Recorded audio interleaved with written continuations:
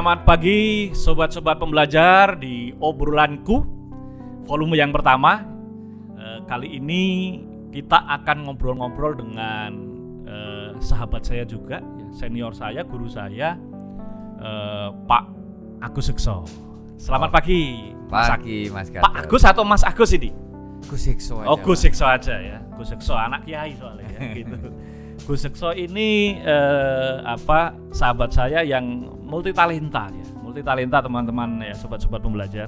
Jadi orangnya pinter. Dulu waktu saya di STAN, kakak kelas beliau asdos.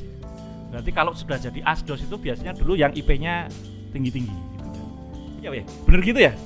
Gus Sekso ya? Dikit. Oh, dikit gitu. Dan ternyata bener gitu ya. Begitu sekantor sama saya itu beliau jarang di kantor. Ke kantor itu hanya kalau pas kerja aja, ngajar dan lain-lain. Di luar itu urusannya banyak banget, bisnisnya juga banyak banget.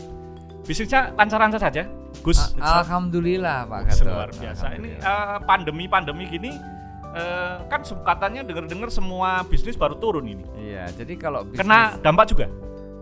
Kena dampak beberapa bisnis, tetapi ada bisnis yang nggak kena dampak Pak Gatot. Wah, apa itu yang musim pandemi gitu yang naik, ada yang naik, ada yang turun ya? Ada. Sebagian besar turun, tapi ada yang naik. Ada. Kira-kira Pak Gatot tebak deh, bisnis apa yang kira-kira nggak terpengaruh? Kalau di rumah saya itu sekarang ya yang paling sering dan pasti itu anak saya kopi, online kopi, makanan ya gitu. Jadi minuman dan makanan. Makanan. Oh, jadi bisnisnya memang malah bertahan, tetap turun atau malah naik, Mas? Naik, Mas. Okay. Jadi kebutuhan makan orang tidak berubah dalam pandemi ini. Oke. Ya, jadi bisnisnya yaitu lele, Mas. Wis. Jadi ada juga, ada bisnis lele juga, Mas Agus Sekso ini. Ada. Luar biasa. Di Jakarta loh bisnis lele gitu. Iya. Biasanya di sudah kolam besar atau ukurannya? Ada berapa? dari kolam latihan, okay. Ya, untuk KU sendiri. Oh, untuk kalau latihan berarti saya juga bisa latihan ini? Bisa. Enggak, oke lah, kita yang ngomong latihan dulu deh. Latihan dulu okay. Berarti karena gini, di era pandemi seperti ini kan semua orang harus agile kan. Iya. Ketika bisnisnya, usahanya turun, dia harus cepat menyesuaikan diri. Betul. Nah, kalau bisa lele ini bisa, saya punya kolam nggak kepake di rumah itu. Bisa difungsikan itu. Bisa sekali. Okay. Ember pun bisa. Ember bisa. Ya, kalau untuk latihan kira-kira perlu tempat berapa, ukuran berapa itu Mas Sekso? Atau apa-apa saja yang 1 meter kali 2 meter boleh. Pakai 1 drum juga boleh. Oke, 1 meter. Oke, pakai drum aja deh ya. Teman-teman bayangin cuma pakai drum. Drum bekas itu bisa. Drum bekas. Ya. Airnya ada syaratnya Airnya biasa. Jadi air sumur boleh, tetapi nggak boleh langsung dimasukkan lelenya. Diendapkan dulu airnya. Oke. 1-2 hari baru nanti lelenya dimasukkan. Oke, lelenya itu sudah lele indukan ya? Ya, lele indukan. Oke. Kalau kita mau belajar memijahkan, berarti kita harus punya indukan lele, laki dan perempuan. Lele laki dan perempuan. Saya perasaan selama ini kalau makan pecel lele itu jenis kelaminnya itu nggak pernah lihat itu. Membedakannya gimana, Mas? Berarti ada yang laki-laki, ada yang perempuan juga. Iya, betul. Jadi kalau misalnya lele itu kita pegang gitu, Pak Gatot, di bagian perutnya, di tengah-tengah bagian perut, itu ada titik. Kalau titiknya 2, itu artinya perempuan.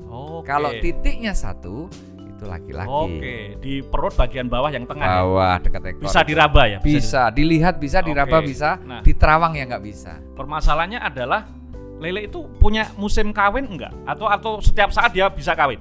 Dia bisa kawin setelah 40 hari perkawinannya. Jadi setelah habis dia kawin, dia harus nunggu 40 hari dulu untuk mengisi kandungannya. Loh, tanda-tandanya gimana? Kalau sapi ketahuan di rumah sapi gitu, tapi kalau lele itu nandainya gimana 40 hari sudahnya itu? Ini pertanyaan yang asik ini. Tinggal dipegang lelenya, dibalik badannya, kemudian di perutnya itu agak merah-merah. Ada merah-merah. Ada lendir-lendir dan merah-merah menggelembung gitu. Itu artinya dia sudah penuh dan birahi.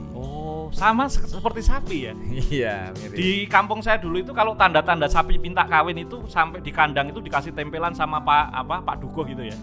Tanda-tanda sapi minta kawin A3. Abang, abuh, anget nih. Berarti ini sama ya? Persis, Mas. Ya. Abang, abuh, anget juga. Terus lanjut nih, Wak. Durasinya nih. Iya, jadi lele itu setelah laki dan perempuan tadi kita sudah tahu. Kita taruh di ember, taruh ember air bening saja yang dikasih kakaban. Kakaban itu apa, Mas? Kakaban itu kayak ijo atau serat atau apapun. Yang intinya adalah nanti kalau lelenya bertelur biar nyangkut di ijo itu. Ijo aren itu boleh ya? Iya boleh. Bahkan itu kemoceng pun boleh. Asal telurnya itu nempel aja. Nah, air bening tadi diisi lele laki dan lele perempuan. Setelah 2 hari tadi ya? Siang hari. Setelah airnya diendapkan 2 hari dulu. Kemudian lelenya dimasukkan di dalam ember itu atau wadah itu. 1 drum tadi berapa pasang kira-kira, Mas? 1 drum cukup 1 pasang aja. 1 pasang aja? Ya, tapi yang ukuran sekaki. Kaki manusia dewasa lah. Ukuran usia 60 bulan. 60 hari. Gitu. Nah, jadi lelenya itu kira-kira kalau ditimbang gampangnya ditimbang 1 kilo lah. Jadi lele perempuan 1 kilo, lele lakinya 1 kilo. Itu besar berarti kan? Besar. Masukkan di ember barengan. Nah, setelah itu biarkan saja. Nah, nanti setelah perlu ditutup nggak perlu? Tidak perlu. Nah, lele ini pemalu, Pak. Dia nggak mau kawin kalau dilihat. Makanya jangan ditonton. Nah, sama kayak manusia, diintip dia nggak jadi. Nah, habis itu kita tinggal saja. Sekitar jam 2 sampai jam 3 pagi dia nanti mulai saling indahoi. Ya, itu kalau pengen lihat kita CCTV aja. Kayak apa sih? Jadi nanti mereka saling menyentuhkan badannya dan menyemburkan sperma dan sel telurnya. Nanti sperma dan sel telurnya itu semalaman itu bersatu di air itu. Maka setelah kita sholat subuh, kita lihat itu telurnya sudah ratusan ribu. Buset, 2 orang itu udah ratusan ribu. Iya, 2 lele. 2 lele ya, 2 lele. 2 orang. Itu udah ratusan ribu. Nah, setelah itu agak siang, ambil lele indukannya, maka biarkan telurnya itu besok paginya. Ditinggalkan. Lele indukannya diambil. Harus diambil. Kalau enggak nanti telurnya dimakan. Nah, besok paginya itu Pak Gadot sudah punya anak lele 100 ribu. Dari 100 ribu itu biasanya yang save hidupnya bisa diperbesar berapa itu? Kalau kita bisa meliharanya dengan baik, buraya ini namanya buraya ini, kecil-kecil ini, maka bisa 80% sampai 90% bisa hidup. Artinya kalau untuk belajar berarti cuma punya lele sepasang aja cukup. Nanti Wih, saya pinjemin deh lelenya. Siap. Gitu. Teman-teman, ini menarik banget ya.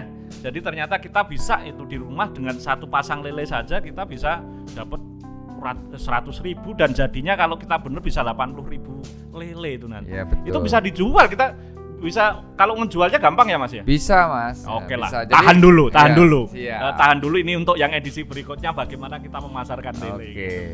Oke, sobat-sobat pembelajar, asik banget obrolan kita ya. Sayang waktunya terbatas banget. Kita lanjutkan obrolanku di volume berikutnya. Stay tune di Spotify obrolanku, Pusdiklat Keuangan Umum. Teman-teman, sobat-sobat akan mendapatkan banyak inspirasi dan banyak pembelajaran yang bisa kita pelajari di sana. Begitu obrolan kita. Terima kasih Gus Hekso. Sukses selalu, tetap menginspirasi sobat-sobat pembelajar. Thank you atas kebersamaannya. Selamat siang. Assalamualaikum.